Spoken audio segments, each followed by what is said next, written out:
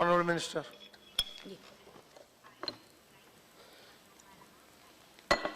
माननीय उपसभापति जी, जितने भी प्रश्न यहाँ उठाए गए हैं मैं एक एक करके उनका उत्तर देना चाहूंगी। कॉमरेड सीताराम ने सबसे पहले ये कहा कि क्या हम इसे कानून व्यवस्था का मामला मानते हैं या एक हेट क्राइम की चीज मानते हैं। मैं सबसे पहले कहना चाहूंगी हम इसे बिल्कुल भी कानून व्यवस्था का मामला नहीं मानते।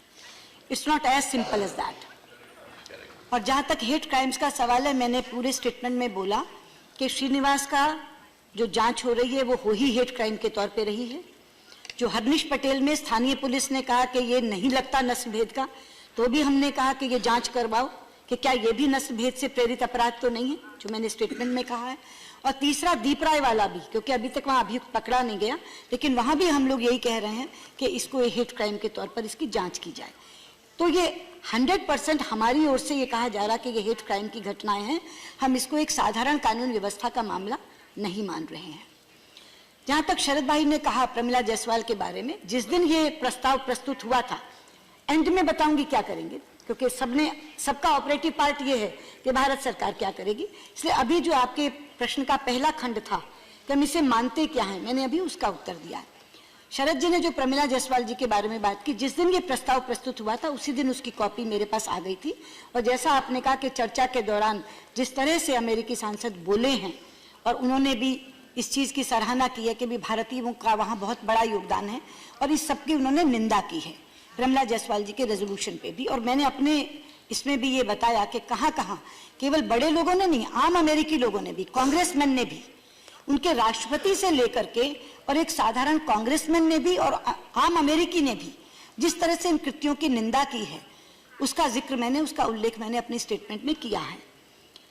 तीसरी बात जो सुबीरामी रेड्डी जी ने की कि क्या ये ट्रेंड है, अभी तक अमेरिकी नेतृत्व के द्वारा ये कहा जा रहा है कि ये individual acts of hate crime है। हेट क्राइम शब्द का वो भी इस्तेमाल कर रहे हैं, लेकिन वो ये कह रहे हैं कि इंडिविजुअल एक्ट्स है, कोई ट्रेंड इसको मान करके मत चलिए। लेकिन हम निगाह बनाए हुए हैं कि क्या वाकई एक ट्रेंड को दिखाएगा, अल्टीमेटली क्या है कि एक ट्रेंड को दिखाएगा।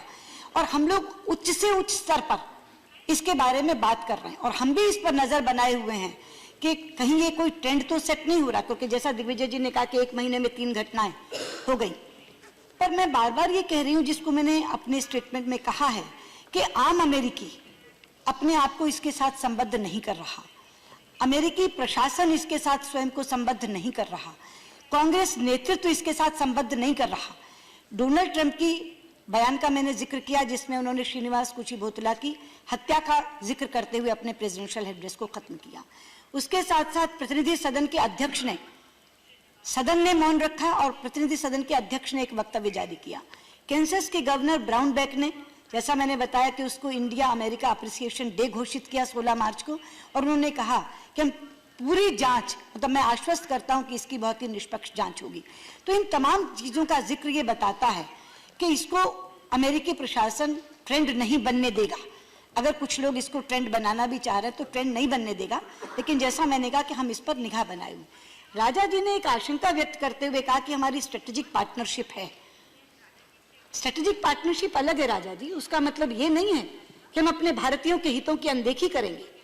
स्ट्रेटेजिक पार्टनरशिप हमें रोकती नहीं, हमारे लिए स्ट्रेटेजिक पार्टनरशिप सेकेंडरी है, और हमारे भारतीयों की और भारतीय मूल के लोगों की सुरक्षा पहले है। इसलिए किसी भी कीमत पर कभी भी अपने मन के अंदर ये बात मत लाइए कि स्ट्रेटेजिक पार्टनरशिप के कारण हम चुप कर जाएंगे, चुप्पी साध लेंगे या इनके हितों की बात नहीं करेंगे। और वही बात मैं दिग्विजय भाई को भी कहना चाहूंगी, जो उन्होंने बात की है कि 1 महीने में ये 3 घटनाएं हो गई हैं, लेकिन हम ये मान के चल रहे हैं कि जिस तरह से अमेरिकी प्रशासन और नेतृत्व रिस्पॉन्ड कर रहा है वो इसको ट्रेंड नहीं बनने देगा। लेकिन जैसा मैंने कहा कि हम बहुत सतर्कता बरत रहे हैं और हर गतिविधि पर हम लोग ध्यान रख रहे हैं। हुसैन दलवाई जी ने ये कहा कि हम लोग इस तरह की चीजें उठाते मगर हम करेंगे क्या, तो मैं वही सीताराम जी के साथ मिलकर सबको ये कहना चाहती हूँ कि हमारे यहाँ एम्बेसडर से लेके सारे काउंसिल जनरल से लेके फॉरेन सेक्रेटरी, मैं स्वयं विदेश मंत्री के तौर पे, और प्रधानमंत्री जी, मैंने दूसरे सदन में ये बात कही थी कि उस समय प्रधानमंत्री जी चुनाव प्रचार में लगे थे, लेकिन ये घटनाएं हो रही थी, हर दिन वो पूछवाते थे। हर दिन का मतलब हर दिन, डेली मीन्स डेली, कि एमईए इसमें क्या कर रहा है और आगे क्या कर रहे हैं।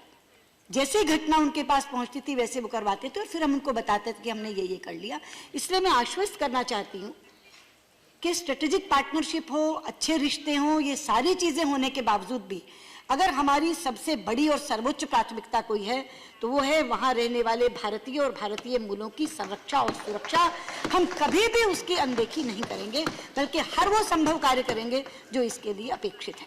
धन्यवाद।